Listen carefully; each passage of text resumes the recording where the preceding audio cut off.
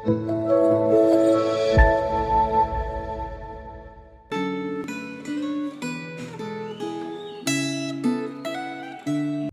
Bapak Ibu yang dikasihi Tuhan, kembali lagi kita akan merenungkan renungan kita di hari ini melalui refleksi Gema. Sebelum kita akan membaca firman Tuhan dan merenungkan, mari kita berdoa terlebih dahulu. Bapa kami yang di surga, kami bersyukur Engkau sungguh baik. Di dalam perjalanan hidup kami yang tidak mudah Tuhan, Engkau begitu setia mendampingi, menemani kami melewati setiap langkah demi langkah. Kadang berat Tuhan, tetapi kami percaya Engkau tetap ada di sana dan selalu menolong kami. Hari ini kami mau merenungkan firman-Mu, berkati setiap kami, urapi hamba-Mu. Biarlah setiap kami sungguh boleh diberkati lewat kebenaran firman-Mu. Di dalam nama Tuhan Yesus kami berdoa. Amin. Firman Tuhan yang kita baca pada hari ini diambil di dalam Yehezkiel pasal 18 ayat yang pertama. Saya akan membaca sampai ayat yang ke-9 saja. Yehezkiel pasal 18 ayat yang pertama sampai ayat yang ke-9. Lembaga Alkitab memberi perikop, setiap manusia bertanggung jawab atas dirinya. Maka datanglah firman Tuhan kepadaku, ada apa dengan kamu sehingga kamu mengucapkan kata sindiran ini di tanah Israel? Ayah-ayah makan buah mentah dan gigi anak-anaknya menjadi ngilu. Demi aku yang hidup, demikianlah firman Tuhan Allah, kamu tidak akan mengucapkan kata sindiran ini lagi di Israel. Sungguh semua jiwa aku punya, baik jiwa ayah maupun jiwa anak aku punya. Dan orang yang berbuat dosa itu yang harus mati. Kalau seorang adalah orang benar dan ia tidak melakukan keadilan dan kebenaran, dan ia tidak makan daging persembahan di atas gunung atau tidak melihat kepada berhala-berhala kaum Israel, tidak mencemari istri sesamanya dan tidak menghampiri perempuan waktu bercemar kain, tidak menindas orang lain, ia mengembalikan gadaian orang, tidak merampas apa-apa, memberi makan orang lapar, memberi pakaian kepada orang telanjang, tidak memungut bunga uang atau mengambil riba, menjauhkan diri dari kecurangan, melakukan hukum yang benar di antara manusia dengan manusia, hidup menurut ketetapanku dan tetap mengikuti peraturanku dengan berlaku setia, ialah orang yang benar dan ia pasti hidup. Demikianlah firman Tuhan Allah.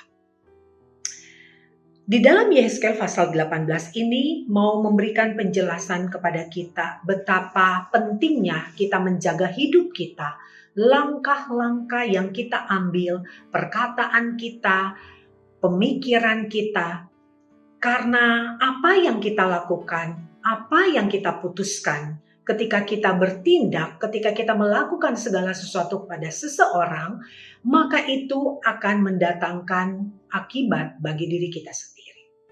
Dengan kata lain, bahwa segala sesuatu yang kita lakukan akan kita pertanggungjawabkan suatu saat di hadapan Tuhan. Ada begitu banyak orang yang merasa bahwa saya melakukan seperti ini, dia mungkin mengambil alasan atau dia mengatakan bahwa saya bisa melakukan ini karena memang sudah dari dulu saya melakukan ini, atau saya melakukan ini karena memang semua orang melakukan hal tersebut. Mengapa saya tidak begitu? Tetapi sekali lagi firman Tuhan di dalam Yehezkiel kembali lagi mau mengajarkan kepada kita betapa Allah tidak main-main. Allah begitu serius dengan dosa manusia. Allah tidak akan pernah berkompromi dengan dosa sekecil apapun. Manusia memandang bahwa dosa itu ada kecil, ada besar. Kalau orang yang hanya ngebully teman, ngomongin orang, menghina, merendahkan, mentertawakan orang, itu hal yang sepele. Dosa yang besar itu adalah membunuh, menganiaya, sampai mengambil nyawa seseorang, itu baru namanya dosa yang besar. Atau korupsi sampai miliaran, sampai dia harus masuk penjara, itu baru namanya dosa besar. Kalau orang sampai bisa dihukum dan masuk penjara, itu baru dikatakan dosa besar. Sehingga orang-orang yang masuk, yang duduk di kursi pengadilan, langsung disorot dan dikatakan bahwa mereka melakukan dosa besar. Bagaimana dengan kita yang melakukan hal-hal yang kita pikir itu hal yang biasa? Contoh di dalam Alkitab tadi yang kita baca. Ada begitu banyak orang, bahkan orang Kristen Bapak Ibu, yang masih memberikan pinjaman dengan makan riba, dengan memberi bunga yang begitu besar. Ada orang yang datang meminta pertolongan ketika dia mengalami kesulitan, dan orang yang diminta tolong sanggup untuk menolong. Tetapi dengan syarat, kamu harus mengembalikannya dengan bunga. Dan tidak main-main Bapak Ibu. Ini saya tahu sendiri. Ada yang memberi bunga sampai 10%. Bayangkan. Ini yang mungkin sebagian orang menganggap bahwa hal yang biasa. Tetapi ini menjadi kekejian bagi Tuhan. Bukan hanya itu.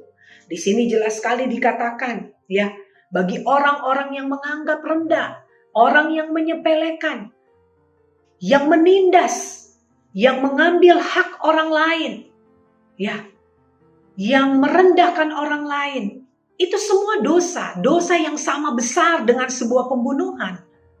Mengapa kemudian kita menganggap hal itu hal yang sepele? Bahkan kita membicarakan, kita bergosip, kita berbicara hal yang buruk tentang orang lain yang kita mungkin tidak tahu kebenarannya. Kita hanya mendengar sepihak dari seseorang, tapi kita tidak pernah tahu kebenaran yang sesungguhnya seperti apa. Lalu kemudian kita menghakimi orang tersebut adalah orang yang demikian. Itu adalah kekejian Bapak Ibu. Itu adalah dosa. Seberapa baik kita melakukan hal di luar sana, baik di dalam pekerjaan kita, dalam pelayanan kita. Tetapi jika masih ada dosa-dosa ini yang kita tetap pelihara dan lakukan, malah itu tidak ada artinya. Bapak Ibu, ini hal yang sangat related sekali dengan kehidupan kita. Hal yang kita jumpai sehari-hari. Ya, segala sesuatu yang sering kali kita temui bahkan di tengah-tengah orang percaya, di tengah-tengah jemaat begitu. Ketika kita menghampiri wanita orang lain, ya, istri orang lain, suami orang lain, kita menggoda dan bahkan kita menjalin relasi dengan orang tersebut, walaupun di awal mungkin embel-embel, ya hanya sekedar sharing, kita sekedar teman. Tapi kemudian sharing-sharing itu berlanjut kepada hal-hal yang pribadi yang sampai akhirnya terjerumus kepada hal-hal yang tidak benar. Lalu apalagi menindas orang lain, menggadaikan, tidak mengembalikan apa yang menjadi gadaian orang begitu ya. Memungut bunga seperti yang tadi saya sampaikan, mengambil riba. Kita melakukan kecurangan-kecurangan kepada orang lain. Kita bermain hal-hal yang sangat menjijikkan di mata Tuhan. Dan ini terjadi bukan hanya di dunia sekuler. Bahkan di dunia rohani sekalipun ini sering sekali terjadi. Bapak Ibu, ini harus menjadi perenungan kita. Saya rindu sekali ketika Yehezkel mengingatkan kita bahwa setiap manusia bertanggung jawab atas perbuatannya sendiri. Setiap manusia bertanggung jawab. Dia tidak bisa ketika dia melakukan itu dan melakukan dosa, dia harus mengambil tanggung jawab itu. Tidak bisa melempar kesalahan kepada orang lain. Ya. Karena apapun yang kita lakukan, mungkin manusia tidak melihat. Mungkin orang-orang di sekitar kita tidak terlalu tahu yang sebenarnya terjadi. Karena mereka hanya melihat topeng yang ada di depan kita. Tetapi yang sebenarnya itu mereka tidak tahu. Oke, manusia tidak tahu. Tetapi bagaimana dengan Tuhan? Apakah Tuhan tidak tahu apa yang sebenarnya, yang sesungguhnya ada di dalam hati kita, di dalam pikiran kita, rencana-rencana kita?